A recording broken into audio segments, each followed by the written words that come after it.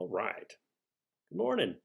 Um, so as you're all aware, we were having some tech issues. At least I was having some internet and tech issues, and so the WebEx was not working. So we're going to pick up where we left off in that WebEx, um, going through about the first half, give or take, of the PowerPoint. So the first half of chapter uh, 11, looking at emerging adulthood. Going from there. So just a second. Let me pull up. Oh. Probably should have done this before I started recording. Just a second. Where are you, PowerPoint? There we go. Okay. So yeah, with this one, if you were there and you signed into WebEx and you were at the end after I got kicked out and then put back in, if assuming you said hello or hi or whatever or goodbye, that'll count as attendance for today. So I'll get you there. Like there's no problems. If, on the other hand, you weren't there or you were having the same kind of problems I was and kicked you out or whatever,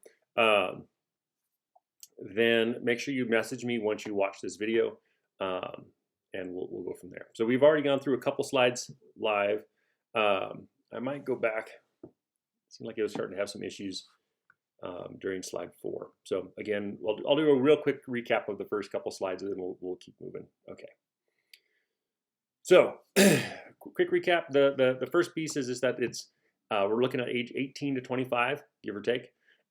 It's a new idea, and so there's actually still a lot of debate on whether or not this is even an officially like new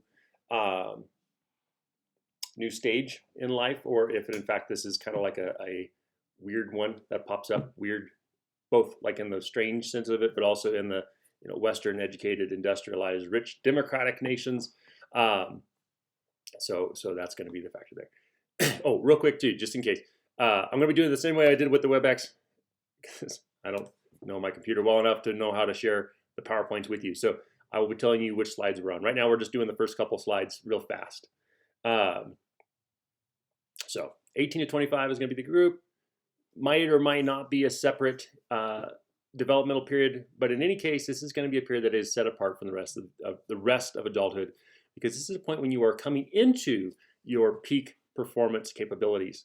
So you're usually going to have the best health of your life during this period. Your immune system is functioning at its highest. Your body can handle more stress during this period. And all these factors basically add up because of the fact that historically, this is when you would have been having children. So your fertility is at its highest, and you have all of these reserves to deal with the stress, the physical, emotional, psychological stresses that raising children involves. Okay. Homeostasis is your body is able to adapt quickly to stressors, new stressors in your environment. Allostasis is how your body adjusts over time to take on things that are consistent, right? So if you're going to be like in powerlifting, your body will be increasing its muscle mass as well as its bone density and all those kinds of things. If you're a runner and you're running through this period, your body adapts to that long term and it kind of finds its new balance within that long-term adjustment. Okay. If you're a couch potato, it's going to adapt to that too. I mean, that's your body is relatively easily able to adjust and shift during this period of time to whatever it is that you're doing, whatever kind of stresses it is that you're putting it under.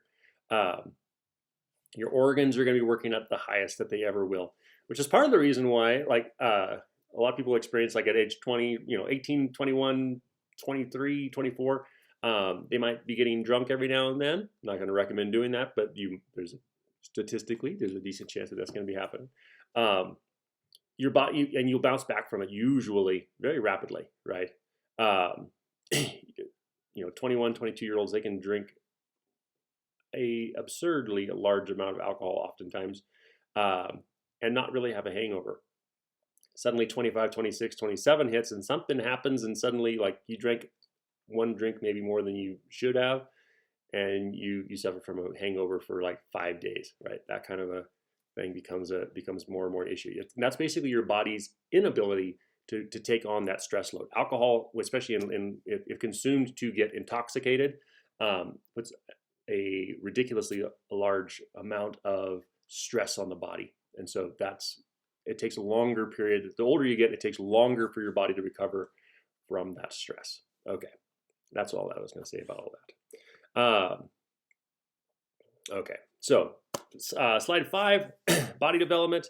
Again, this is going to be that period where just like every other period in life, you need more, or you need all those 4 pillars, right? Good diet, exercise, getting enough sleep. Sleep is huge. You can find there's a picture on slide 5 that you can also find in the book on page 387, talking about like the lack of sleep increases appetite, increases chances of weight gain, increases depression, increases accidents, and it decreases energy level, alertness, health, and life expectancy. So sleep is going to be a big factor here. Again, that's going to be part of just life in general.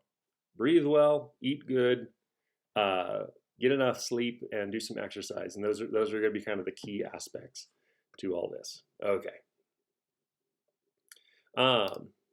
Slide 6. So some challenges to health. There have been some significant shifts. So this is a stage, again, this is a new stage or a proposed new stage, because Erickson basically didn't feel like this was a thing. Like by 18-ish, you're moving into adulthood in Erickson's models. So this is something in the early 2000s after Erickson's death that they basically introduced or are introducing as a potential idea here. So some things have shifted in this period compared to the past. Okay, one of them is that this tendency towards sex, not marriage. Used to be you had like the shotgun weddings in the past, right, where it was like, oh, Susie's getting a little bit big around the waist. Oh, her and Johnny are getting married like in like 2 months. Oh, that's fast, and then suddenly, oh wow, they had a baby like just a couple months later. Okay. That used to be a thing, right? if you got pregnant, you would end up following up usually with getting married, and like it was faster than maybe you wanted, but that's what it is.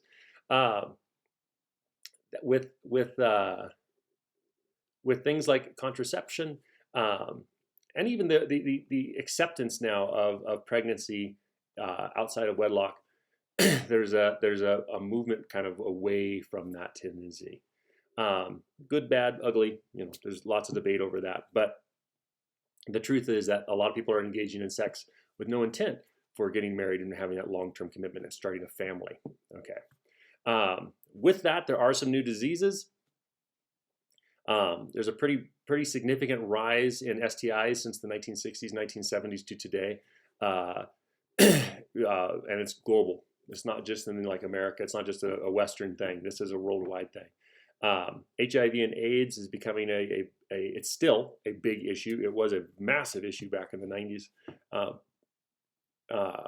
Sex trafficking is still a very large issue today. And late adolescence into this emerging adulthood is the highest period in people's lives when they might experience being forced into this kind of a thing. Okay.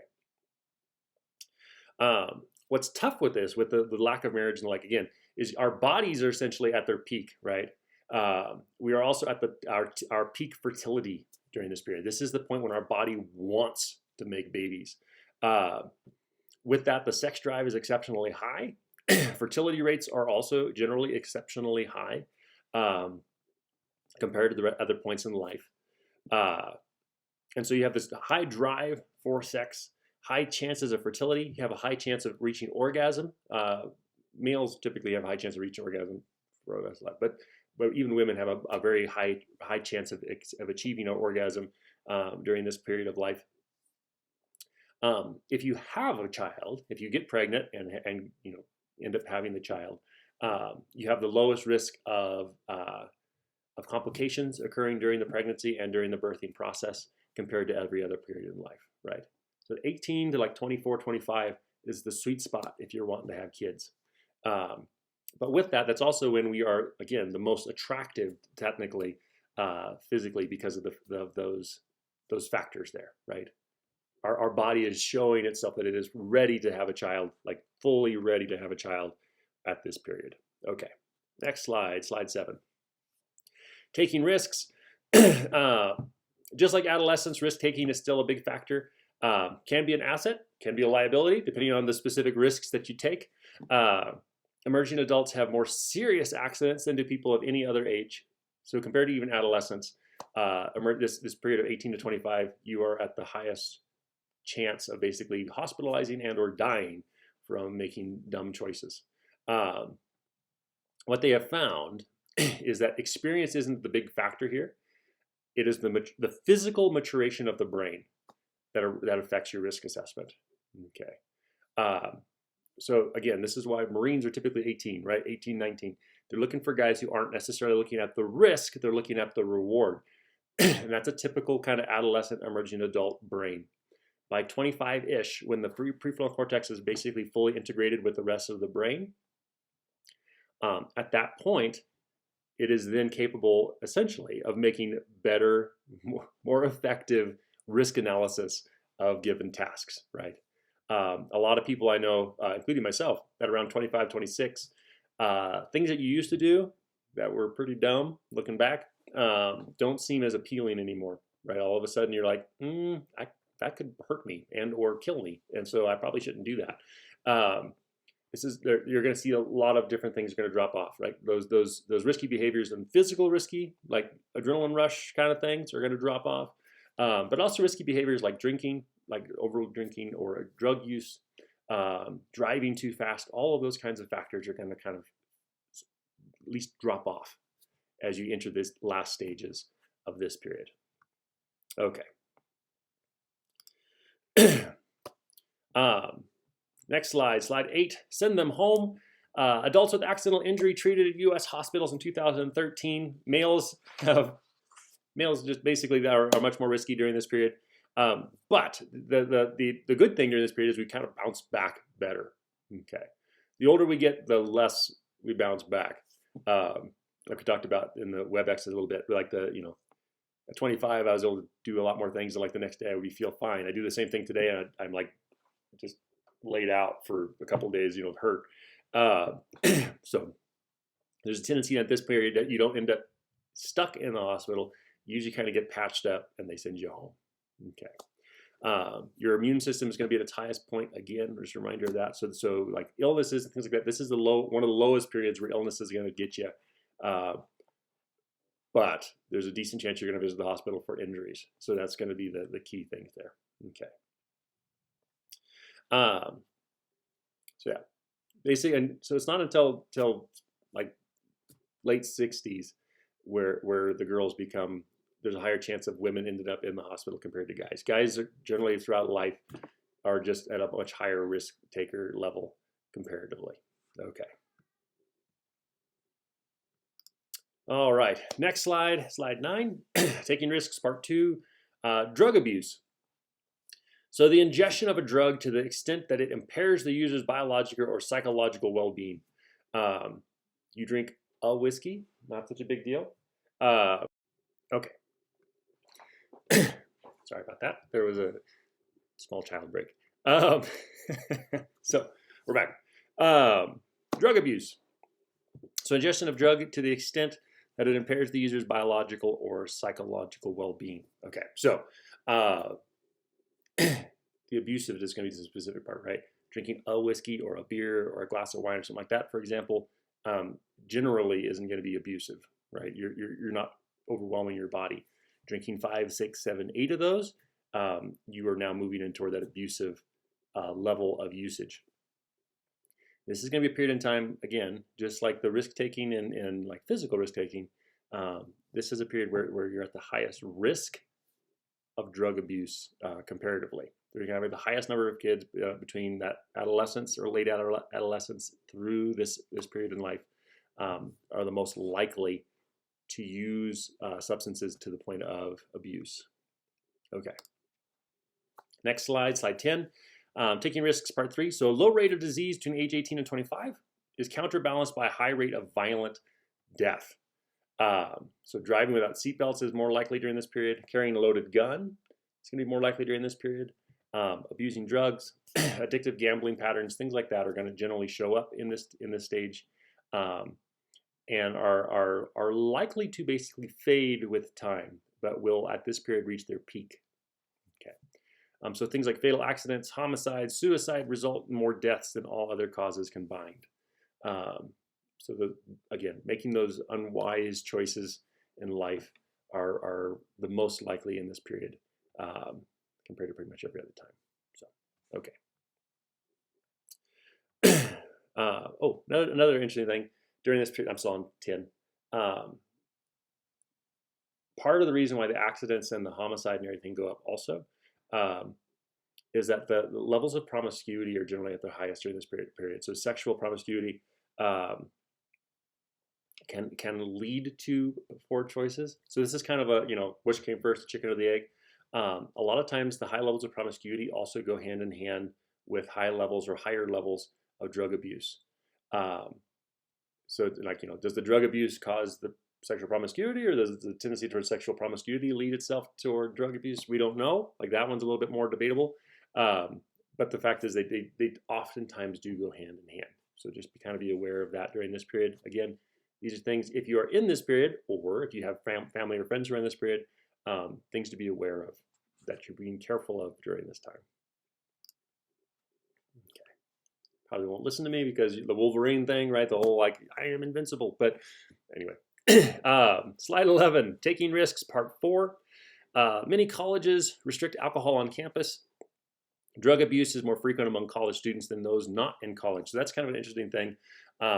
Binge drinking and also just basically pretty much all forms of drug abuse are experienced at a much higher level for students or for people in this age period who decide to go to college compared to those who get a career or like begin like working or things like that. So there's actually less alcohol and drug abuse for guys who are for people who are going for like trade schools and things like that. You're going to see a much lower level of these kinds of abusive tendencies. Illegal drug use peaks at about age 20 and sharply decreases with age. 18 to 20 is kind of like the main hotspot for using illegal drugs. By 25, most people, kind of like crime, by age 25, most people are no longer doing these things, right? Which I guess technically illegal drug use is a crime, but the risk factors drop off. If you continue using it, it's not because you want to. Usually, it's because of addiction problems, and so at that point, you're oftentimes trying to reduce use at least, or eliminate use completely after age 25. That's going to be the trend typically. Okay, next slide. So slide 12, too old for that. Substance abuse at various ages in the United States as of 2013. And this is looking at the different age groups, right? Illegal drug use in the past month is going to be one of the factors. That's the green one there. You can see at age 20-ish is going to be the peak time of that. Alcohol binge drinking peaks at 21, which makes sense, right? That's when most people are legally able to, and you're still young enough that it's not as maybe appealing. 21 to 23, generally speaking, is going to be that peak for alcohol abuse. Binge drinking being drinking 5 or more drinks in one setting. And not like, you're not like pacing yourself. It's not like, well, I was drinking for a 12-hour period and I drank 1 drink per hour. You're sitting down and drinking, right? That's still hard on your body, by the way. Even if you spread it out like that, that's putting a load on your liver. Cigarette smokers are going to be the last group to kind of drop off. Typically, you don't see a drop off in cigarette smoking until late 30s-ish, where you start to actually see the negative health results from smoking, right? So the peak usage is going to come up at around mid-20s, 23, 24. That's when most people, if they're going to start smoking cigarettes, have started smoking cigarettes. And it maintains until your late 30s, at which point there's a pretty fast drop-off, because that's the point when typically you'll start seeing the negative health issues connected to the smoking. Okay. But illegal drug use is the fastest drop-off initially, early on. Okay. Slide 13, cognitive development. So post-formal thought. This is above and beyond what Piaget had initially proposed. Okay. So basically, again, Piaget felt like at adolescence, where we have this formal thought starts to become a thing, he felt like that was the end. Essentially, we just kind of keep on working on those skills, and that's it. They propose this idea of this adult stage of cognitive development goes beyond adolescent thinking by being more practical, more flexible, and more dialectical and less impulsive and reactive. So essentially, we begin to remove emotion from our thinking more and more. And we start to look at things in a more practical sense. It's much less theoretical, much less idealistic, and we start to move into this more like I guess you could say like we're kind of jaded in this period, right? A little more pessimistic than optimistic. I think most people would say like I'm more realistic, which is probably actually more true for the majority. But there is that tendency to kind of we kind of get a little bitterness when we start to realize that our ideal view of the world may not actually happen. Okay, this is also the beginning of the early stages of a transition in our thinking, where we start to move more and more toward looking at what is it that I can really change. Okay. You'll find younger people feel like they can change the world. Older people begin to realize that they can really change themselves, and that by changing themselves, they in fact are having an impact on the world. And so that shift in our thinking begins in early adulthood, in this emerging adulthood. Okay. Next slide. So cognitive development part 1. Post-formal thinkers use formal analysis to learn science, distill principles, develop arguments, and resolve the world's problems. Again, we are looking at those big pictures still, moving more and more toward like what is it that we are actually capable of doing. Okay, so we're less impulsive than adolescents. Do not wait for someone to present a problem to solve or for circumstances to require a reaction. We are actively during this period. You're actively seeking out how you can fix things. Okay, which is very useful, especially like in workforce and things like that. This is a period where we're actively looking for how can we improve things, both in ourselves and in our environment.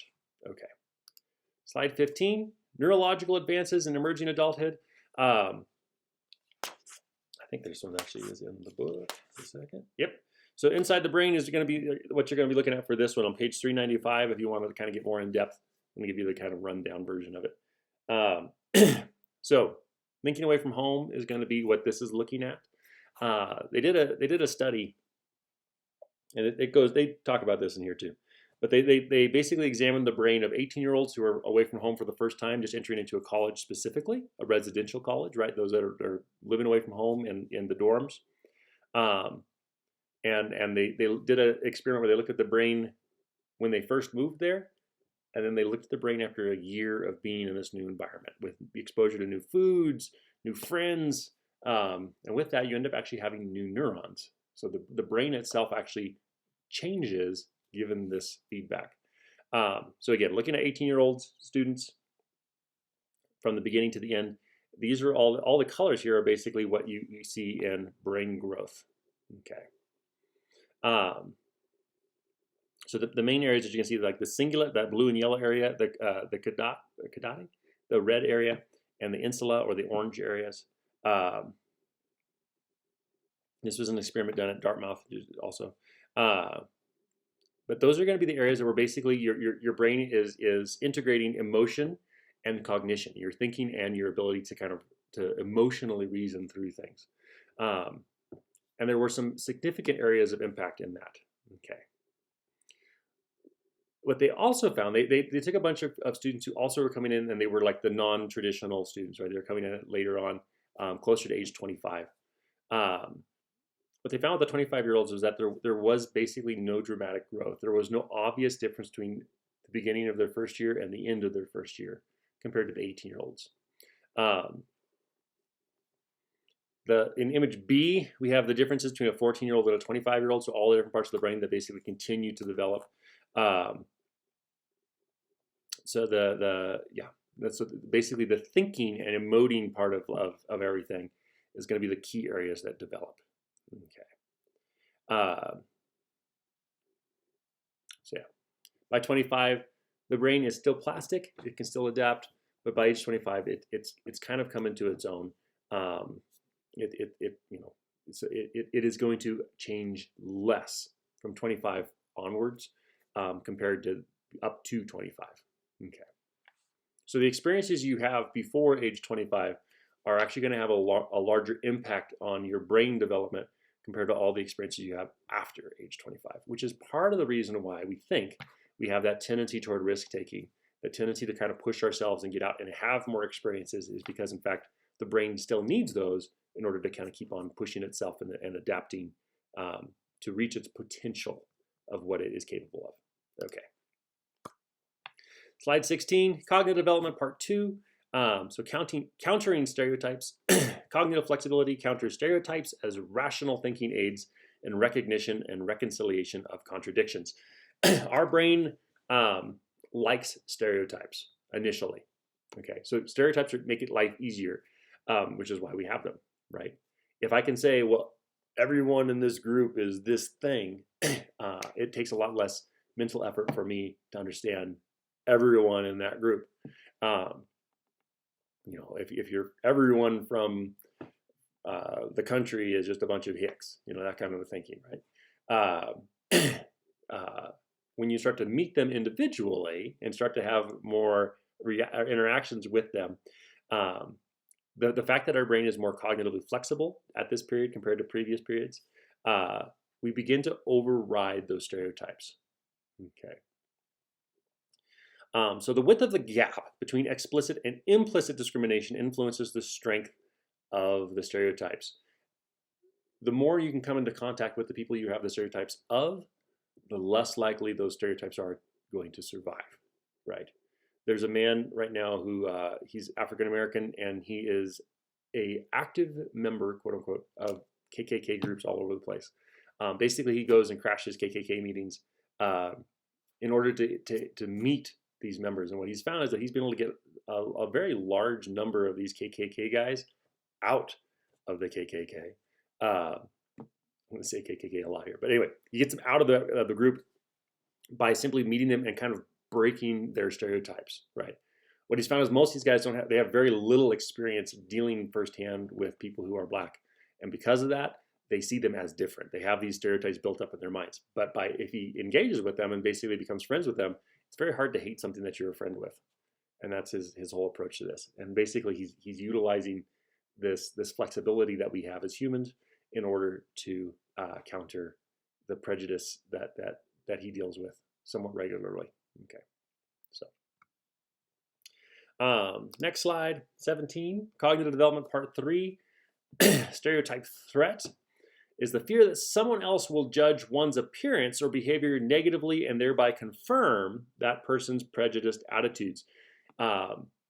If most people who are from a background where they probably are potentially stereotyped, they're aware of those possible stereotypes, usually. Not always, but usually. So because of that, there can be kind of that fear that other people are going to judge you as the stereotype rather than judging you for who you are. What they have found is that the mere possibility of being negatively stereotyped arouses anxiety that can disrupt cognition and distort emotional regulation. Essentially, the stress levels of it will increase the likelihood of it, right? If you think you're going to be stereotyped as dumb, and then you get put in a situation where you're going to show your intelligence, the stress of thinking that people are judging you as dumb will make you perform at a lower level. Okay. Which can become very challenging. Stereotype threat makes people of all ages doubt their ability, which reduces learning, and their anxiety interferes with cognition. Okay. So again, if we feel like we're living within a stereotype ourselves, it can have a negative effect upon us, right? And so kind of combating that within ourselves as well as combating it in the culture can be a big benefit overall to pretty much everyone involved. So, okay, 18, the effects of college, part 1. Cognitive growth in higher education. So most contemporary students attend college primarily to secure their vocational and financial future. Interestingly, this has not always been the case. They've done several studies now. They've done this for a long time, where they ask people like, why are you here? Why are you coming to college? 100 years ago, the majority of people who were going to college were going specifically to improve themselves. Okay, that's why they went. And that's also why oftentimes like literature and philosophy and history and those kinds of things were going to be much more common in the past compared to today. Because those are fields that basically will give you the tools to really improve yourself as a human being. Um, Today, the emphasis is more on what can I do to make sure that I get a job that pays better. Okay. So college also correlates with better health. College graduates everywhere smoke less, eat better, exercise more, and live longer. That's just, again, statistically, not a guarantee. Um, but it increases your chances. And it's generally because of the education that you get while you're in college. The extent that they like kind of keep pushing healthy choices and all those kinds of things upon you. Tertiary education, again, college, improves verbal and quantitative abilities, knowledge of specific subject areas, kind of hopefully, right? No duh. So skills in various professions, reasoning, and reflection. The brain is very malleable during this period. And so the more experience you can have within this, where it's kind of utilizing that malleability, will increase the likelihood of your ability to use that later on. Just like muscles build, the brain does the same thing, right? And at this point, it's still at its peak ability to be basically molded. And so with that, the more you push it, the better it will be for you in the long run. Okay. Excuse me. So yeah, that's pretty much that. Next slide, 19, the effects of college, part 2. Massification. So massification, specifically in college, is this idea of establishing higher learning institutions and encouraging college enrollment, and the idea that it can benefit everyone. It can benefit the masses. Okay. United States, this has been very much the case for the thinking in the United States. We have state-funded universities in all 50 states. We have multiple state universities in a lot of states. Colorado has like 8, I think, if you don't include the community colleges. If you include the community colleges, also we have like 20-something. But this idea that college can benefit everyone is relatively new. Okay, it's only been basically since the 1960s, 1970s that this thinking began to really be a thing. We also see this in the larger and larger percentage of people who are attending college, whereas in the past it was a very small group that actually would do that, right? The majority of people would go into the trades, and there'd be that small group that were kind of academically inclined that would go to college. Today, getting closer and closer to the majority of people actually going to college, and not just trade school, but like college itself, where they're going for a specific degree, again, with the hope of having a better job when it's all said and done, instead of necessarily like looking at how can I improve myself. Okay. This can be good. This can be bad. There's going to be trade-offs to everything. Slide 20, the effects of college, part 3. One of the bad sides of this is the potential for debts and dropouts. So you have the majority of people that eventually go to college. Okay.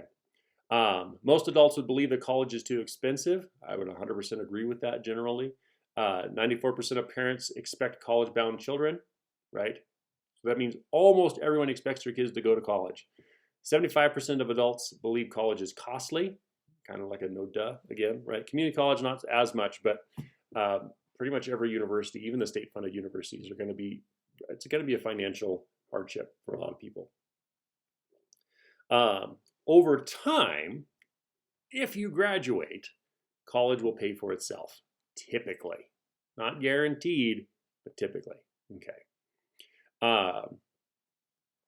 But the key thing there is, though, that you actually reach graduation. Okay. There is a very high level of students that drop out in their freshman year, which if you're going to drop out, is probably the best time to do it because, again, you haven't committed too much financially to it, unless you've already gone to a bigger college, like a bigger university or something, in which case you could come out of 1 year of college with thousands and thousands of dollars in debt potentially, and basically no advantage to pay it back. The lowest graduation rate colleges are typically the most popular. Okay, they're the ones that most people really want to go to. Student loan payback can be daunting, to say the least. The average amount of loan debt that students in the United States have right now is about $30,000, give or take, and that's going up. As cost of education goes up, the debt levels also go up with it, which makes sense, right? What happens though if you get 3 years into this thing and then something happens in life and you can't complete? You can be $30,000, $40,000, $50,000 in debt and have the same kind of job that you would have had without having gone to college, meaning the pay grade is different. For example, I had a friend who she was going for, she wanted to be a doctor, so she was going for pre-med, went to a very expensive school, pre-medical, private school, $100,000 in debt, got 3 years into the program, realized she did not want to be a doctor, became a teacher instead. If you're not aware of it and you're looking at education, teachers do not make the same amount of money that doctors do, at least not in the United States. There's other countries like Finland and stuff, they pay their teachers are some of the top paid people. Not the case here in America. And so with that, she ended up being over $100,000 in debt with a salary that did not match that. Okay, and $100,000 in debt honestly is low for medical school. Most doctors, when they're getting out of their programs, are $200,000 to $300,000 in debt. That's 220, I think, is actually the real average for medical school. So you're coming out of there with a very large amount of debt. Now you're making a lot of money, so you have the potential of paying that back, assuming you continue with that career. But that can be daunting, right? That can be a roadblock for a lot of people. Plus, again, if you for some reason don't make it through and don't end up at graduating, you don't get the benefits of that, and you still have that debt on you. Okay, big issues there. I'd highly recommend, again, since you're in community college, excellent, good choice. But that honestly would be one of the best things to really make sure that this is a good fit for you. Go to community college, pay less, finish your associates, and then continue on, because you're going to be getting a good solid education out of community college compared to universities. Like that was my experience. Again, I graduated from community college, continued on to university, continued on to graduate school, and there really wasn't a significant difference in the level of teaching at any of those places. I mean, the level of what was expected of me was a little higher as I went because I was in higher level classes, but the teachers' quality typically was pretty much the same in all of them. You have great teachers, you have lousy teachers every step of the way. So, all right, 21, college and cognition. Does college advance critical thinking and post-formal thought? There is a lot of debate over this. Generally speaking, the answer is it does. Okay, so Perry, with his 9 levels of complexity in college student thinking, college experience caused progression. What he found is that the arduous thinking that college requires of you does in fact have a benefit on your overall thinking. And it helps in multiple areas, not just the specific things that they're teaching, which is part of the reason why also they're going to require you to take classes that aren't inside your direct academic path, right? You're going for engineering, you're like, why do I have to take this psychology class or this history class or whatever? And it's because of the fact that those classes are going to help you think in ways that you don't normally think, right? If you're going for engineering, hopefully that's something that comes somewhat naturally to you, comes somewhat easily, which means your brain works that way already. So making you think in ways that you don't normally think will benefit you overall in your later performance. Okay, that's what Perry found. Arum and Ruska found that students' growth in critical thinking, analysis, and communication over the 4 years of college was only half as much as among college students 2 decades ago, which is interesting. College is becoming less effective at helping us think, is what basically they found. And 2 decades ago, it wasn't as good as it was 2 decades before that. So basically, you go back generations, colleges used to be were actually much more beneficial. Again, part of that is actually due to the kinds of courses that people are going for. Majority of people today are going for business degrees. Those aren't going to necessarily give you those kinds of mind-breaking classes as much compared to like a philosophy program or something like that. And so because of that, the overall benefits are actually a little bit lower. It'll give you more hands-on practical tools, but less strain. It'll push you less in those kinds of programs. I'm not saying that they're bad. It's just it's going to have a different kind of benefit to you. Newer pedagogical techniques are flipped class, massive open online courses, or MOOCs, right? A lot of those are actually low cost or free. You might have 5,000 students though in your class with you. Success related on student motivation. These are all different experiments that are kind of being introduced with more or less benefit. Okay. So for some people, they found that there's higher success levels with some of these differences or different forms. But with those success levels, sometimes comes a decrease in the quality of the learning. Okay, so you succeed more easily, but you get less out of it. Like the amount of growth that comes from it is reduced in that same period. Okay, not guaranteed, and in some cases, like success related to students' motivation, that one's a hard one because honestly, if you're motivated to learn the thing, then you are. It is true. You will get more out of it, right? If you're doing it because you love it or because it fascinates you, you're more than likely going to get more out of it because you can actually kind of find things in your own life that you can attach it to. But if you are fully dependent upon being motivated to learn it, so the classes that come along, you're like, man, I hate this. I don't want to learn this. I don't really give a rip about this. If you can figure out a way to make that also stick with you, like make it find purpose for it or meaning behind it, that'll do much more good for you in the long run. Okay. Let's see. Next slide, 22. We're almost done for today. The effects of diversity, ethnic, economic, religious, and cultural diversity. Discussion among people of different backgrounds. So this is going to be one of the big things that colleges can do that will give you a benefit compared to other life choices. Okay. Basically, generally, it's going to get you in contact with people from lots of different backgrounds that you might not have been connected to otherwise, right? I was from a very rural community, very rural, middle of nowhere. There was one family in town that were from like African American. So I was one of my best friends was the only black kid in town, basically. I did have several Hispanic friends because, again, more rural side of things, they were out there farming along with us. But that was pretty much it. And the experience, again, was mostly other rural farm kids. So we kind of all had the similar thinking. My mom pushed me to think differently. We watched operas and Shakespeare and all kinds of things like that, but that wasn't really the norm for my group. When I got to college, all of a sudden I'm meeting people that were from all over the place. I had friends from Chicago, friends from New York, that grew up in inner city New York. One of the guys got out of gang life. So that's a totally different background from what my experience was. I had friends from Nigeria. I had friends from India, different parts of India. There's very different cultures within India.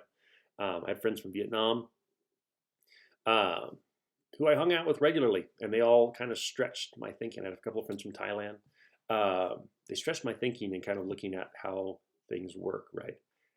That potential is huge, right? I also had friends that were non-traditional students who were in their 30s, 40s, 50s, and we'd study together as an 18, 19, 20-year-old, right? Like that wasn't always the case. I was used to being around old guys. I was a farmhand, so I worked with a bunch of guys who were in the 50s and 60s. So that wasn't a huge difference for me, but at the same time, that it offers those opportunities to kind of look at other people's thinking. All of the experiences that were then present and available to me, right? I got into backpacking and mountain guiding, rock climbing, all that kind of stuff as a guide to help pay for things. And I wouldn't probably have done that if I didn't go to college. The intellectual challenges that it presents, all of that is going to encourage deeper thought. So the more diversity you can have in your thinking, the better in this point. So those who are most likely to be post-formal thinkers are also those with the most friends from other backgrounds. The more experiences you can have experience to, even if it's through someone else, right? You might not be you directly experiencing it, but your ability to interact and engage with people who have different backgrounds than you basically will broaden your ability to think. It broadens your view of how the world works. And because of that, it gives those advantages. Okay. All right. Diversity is thought-provoking, slide 23. And this is going to be our last slide for today. So diversity of any kind can advance cognition in many areas. So diversity has increased in colleges across the United States, right? Like the demographics have shifted to internationally and everything like that. Emerging adults expand their minds when they have honest conversations with people of different backgrounds, and that's going to be the big key.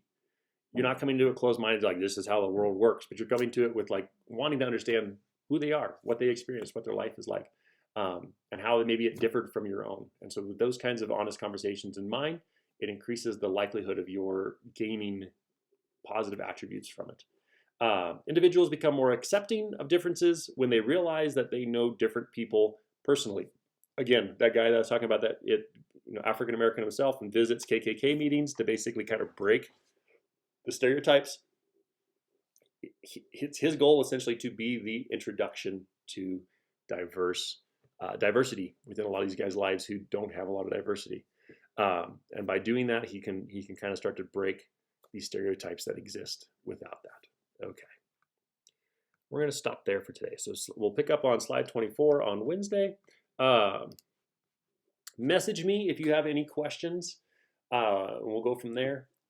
And hopefully we'll be back in the classroom Wednesday. We'll see. But otherwise, hopefully this worked out okay.